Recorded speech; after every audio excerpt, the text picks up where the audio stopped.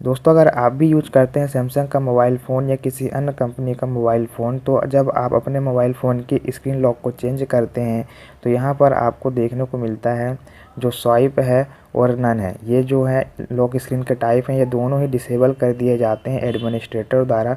दोस्तों ऐसा क्यों होता है? अगर आपके मोबाइल फ़ोन में भी ऐसी प्रॉब्लम आ रही है तो आप इसे कैसे सॉल्व कर सकते हैं, आज की इस वीडियो में हम यही सीखेंगे कि इसे कैसे इनेबल किया जाए और ये क्यों होता है ऐसा, ये भी इस वीडियो में जानेंगे। तो दोस्तों अगर आप हमारे चैनल को सब्सक्राइब नहीं किया है तो प्लीज़ सब्सक्राइब कर लें, और अगर कर लिया तो बहुत बहुत धन्यवाद। तो चलते हैं इस वीडियो की ओर। तो दोस्तों जब आप अपने मोबाइल फ़ोन की सेटिंग में जाते हैं तो यहाँ पर आप देखेंगे कि यहाँ पर लॉक स्क्रीन एंड सिक्योरिटी है, वहाँ पर आपको जाना है। इसके बाद यहाँ पे स्क्रीन लॉक टाइप पे जाना है और यहाँ पे अपना पैटर्न इंटर कर देना है, जो भी पैटर्न होगा।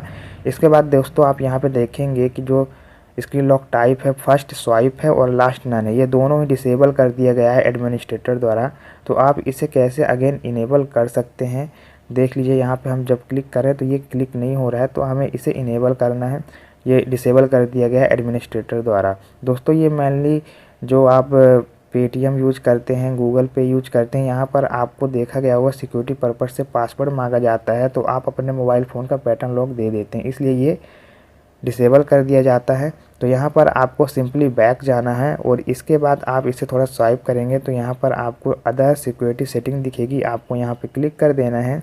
इसके बाद दोस्तों आपको अगेन इसे थोड़ा स्क्रॉल करना है और यहाँ पर क्लियर क्रेडेंशियल दिखेगा, यहाँ पे आपको क्लिक कर देना है। इसके बाद यहाँ ओके कर देना है। बस दोस्तों हमारा ये पूरा प्रोसेस कंप्लीट हो गया है।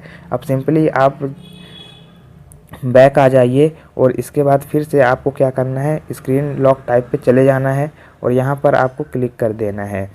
अब आप देखेंगे कि यहाँ पर जो स्वाइप का आइकन है, स्वाइप का आइकन और नन दोनों ही खुल गए हैं। तो दोस्तों इस प्रकार से आप अपने मोबाइल फ़ोन में अगर आपको भी इस तरह की प्रॉब्लम मिल रही है तो आप इस तरह से सॉल्व कर सकते हैं। और तो दोस्तों अगर आपको ये वीडियो पसंद आई हो तो प्लीज़ लाइक करिएगा और अपने फ्रेंड के साथ इस मेथड को शेयर करिए, इस नॉलेज को शेयर करिए। Thanks for watching. जय हिंद, जय भारत।